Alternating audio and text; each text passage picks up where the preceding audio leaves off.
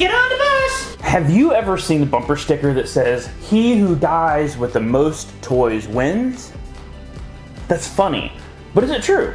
I've always had a big wanter, as my parents call it, but I've thankfully also had a big worker to go along with it. That works in the world because I'm driven to work hard, and that helps me attain what I'm seeking. But where does this lead to? A coffin full of crap. And later on, I'm going to show you some of the crap that's in my coffin.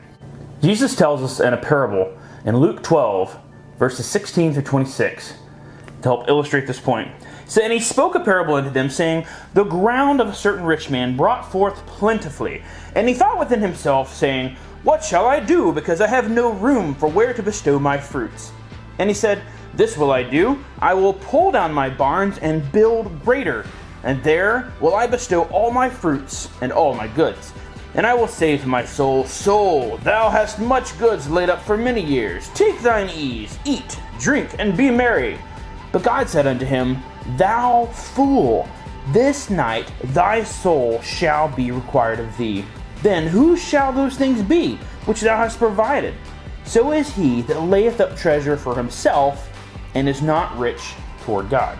But we probably don't stack up loads of food in our barns these days. But we can hoard our money and kick back and take it easy. But what kind of stuff do our coffins have these days? Let's take a look inside my coffin. Wow, there's a lot of crap in here. Don't look. Alright, so I found a few things laying around the house that I think represent a little bit of what I have spent my life on. This is a gun, a toy gun from Fortnite to be specific, but this represents my early childhood. I spent a lot of time hunting. I never killed a monster buck, but I did hunt. And as I got older, I joined the army, and now I also like to have guns and shoot guns. So this is something that my life has been spent on that revolves around guns. Next in line, I have a truck from Mexico to be precise.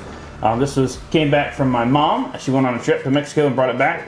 But it also represents cars, and not only cars, but traveling. Because when you travel, a lot of times you come back and you bring back trinkets, such as this truck. So how much of my life has been spent on cars and travel? The last thing I want to show off is my Xbox controller. This represents video games, and I've sunk a lot of time throughout my life in video games. One weekend, I spent an entire weekend playing a new video game, and Shauna was not happy with me. I went to the whole vacation where almost everything I did revolved around playing a particular new game that came out. So I definitely have a lot of time and treasure spent in it. But is there any way that we can do travel or maybe guns or video games for the glory of God? Something to think on. I just had my 33rd birthday just a few weeks ago, and while I wouldn't call it a midlife crisis, I did pause to think about how I've used my life. God gives us each a measure of time, talent, and treasure. We each have a different amount of time on earth, and we have different talents, and we have different amounts of treasure to some degree. Now don't get me wrong, life isn't fair. If life was fair, we'd all die at the same age. But when we have this hand we're dealt, and we spend those resources sometimes trading one for another. For example, you might spend your time and treasure for talent. This would happen with education. Maybe if you do trade schools, you spend money and invest your time in order to gain a new skill.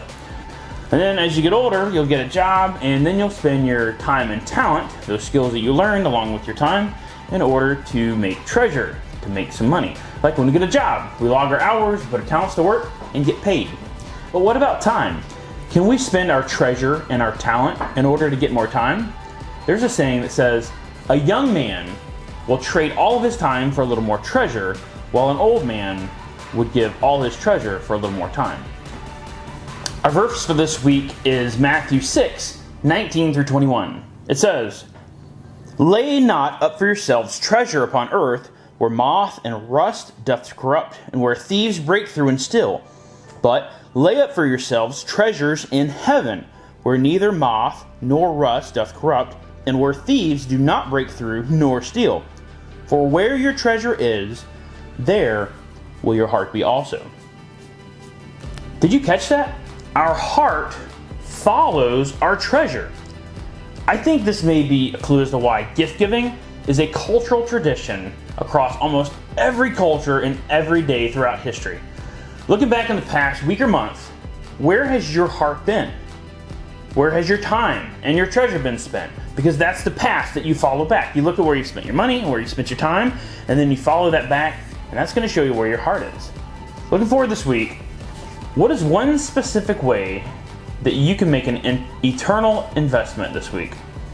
Let me know in the comments below. Making an eternal investment.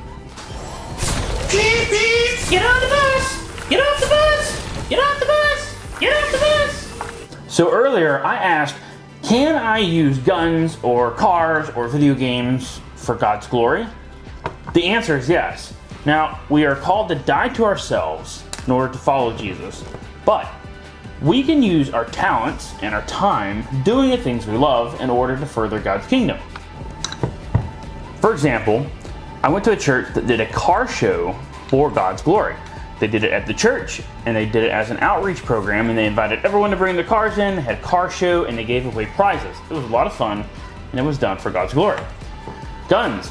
We have taught how to shoot with the basics of marksmanship fundamentals at church, and it's a lot of fun to teach kids and give them a new skill, and there's also a lot of biblical principles that you can use along with it, with aiming and sights and missing your target. With video games, this is a new one that I'm still playing with, but we've always done a lot of stuff like with Isaiah House, we had games that we play together, and it's a good time of fun and fellowship, as long as the games aren't bad games. But also there's ways that you can get together with friends online, especially with the environment that we're in now, and you can witness to your friends even through video games. My buddy and I from high school, we play on the Xbox, and we chat the whole time and talk about life and different things, and it's more than just video games. We're sharing life together. So look for those opportunities as you go forward this week and see if you can use some of your favorite things for God's glory. Thanks for joining me.